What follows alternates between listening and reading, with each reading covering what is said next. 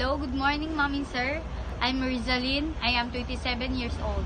I live in Tubod, Santo Tomas, La Union, Philippines. I am single parent.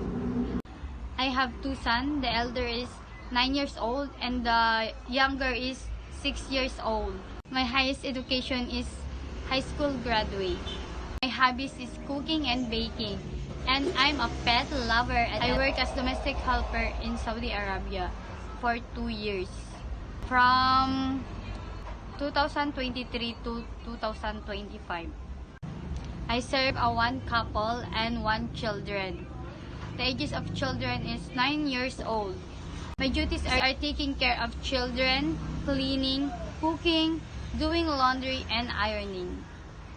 I want to work in Hong Kong because I want to earn and save money for my family and future.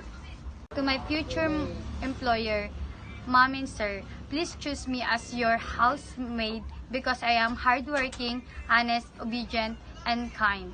I promise to be a good housemaid and I promise to prioritize my job and finish my 2 years contract or more.